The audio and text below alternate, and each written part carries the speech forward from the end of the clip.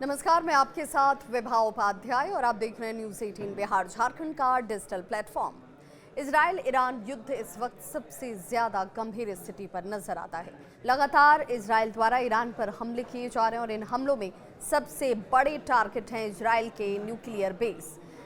Israel ने Iran के nuclear base जैसे नतांज और फोर्डो पर बार बार हमले किए हैं। इजराइल को ये इस बात की आशंका है कि ईरान परमाणु बम बनाने के बहुत करीब है और इस वजह से उसने ईरान पर जबरदस्त प्रहार शुरू कर दिया है।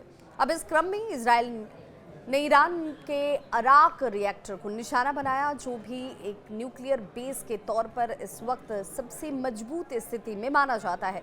ऐसे में ये जानना और समझना जरूरी है कि आखिर ये ईरान के न्यूक्लियर प्रोजेक्ट के लिए कितना अहम हो जाता है।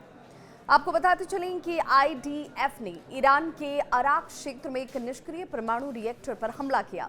देर रात इजराइल ने खुफिया विभाग के सटीक खुफिया मार्गदर्शन के तहत 40 फाइटर प्लेन ने 100 से अधिक गोले और बारूद के जरिए तेहरान और ईरान के कई सैन्य ठिकानों पर ताबड़तोड़ हमले किए हैं। इन हमलों में ही ईरानी शासन के परमाणु हथियार कार्यक्रम को नुकसान पहुंचने के लिए ईरान के अराक क्षेत्र में ये परमाणु रिएक्टर पर हमले किए गए।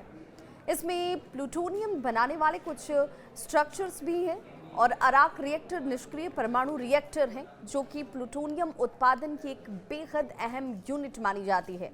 रिएक्टर एक तरीके की भट्ठी को कहा जाता है। अब आपके जहन में ये सवाल होगा कि भाई आखिर ये रिएक्टर है क्या? साधारण शब्दों में समझिए, रिएक्टर एक तरीके की भट्ठी है जिसके जरिए किसी रासायनिक या फिर परमाणु प्रक्रिया को नियंत्रित किया जाता है, कंट्रोल किया जाता है। आपको बताते चलें कि इस रिएक्टर का निर्माण 1997 में शुरू हुआ था, लेकिन इंटरनेशनल प्रेशर यानी कि दबाव की वजह से ये पूरा नहीं हो पाया। रिएक्टर को खास प्लूटोनियम बनाने के लिए डिजाइन किया गया है, जो परमाणु हथियार बनाने में अहम होता है और ये प्लूटोनियम बनाने के लिए ही बनाया गया था। ईरान के न्यूक्लियर ठिकानों में नतांज का नाम सबसे ज्यादा महत्वपूर्ण और अहम है और ये तेहरान के दक्षिण में कोम शहर के पास पहाड़ों के ठीक किनारे स्थित है।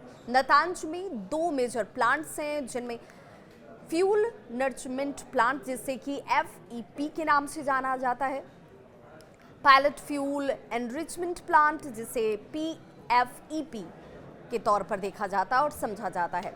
FEP जमीन के नीचे बना हुआ एक प्लांट है और बड़े पैमाने पर यूरेनियम यहाँ पर जो है वो बढ़ाए जा रहे हैं, रखे जा रहे हैं, जबकि PEEP जिसके जमीन के ऊपर रखने की बात सामने आती है और इन्हीं ठिकानों को इजराइल की तरफ से बार बार हमलों के जरिए टारगेट किया जा रहा है। और ये दबाव जो इजराइल इस वक्त ईरान पर बना रहा है, मकसद साफ है, क्योंकि दोनों तरफ से हमलों का दौर जो है बेहद तेज और आक्रामक नजर आता है।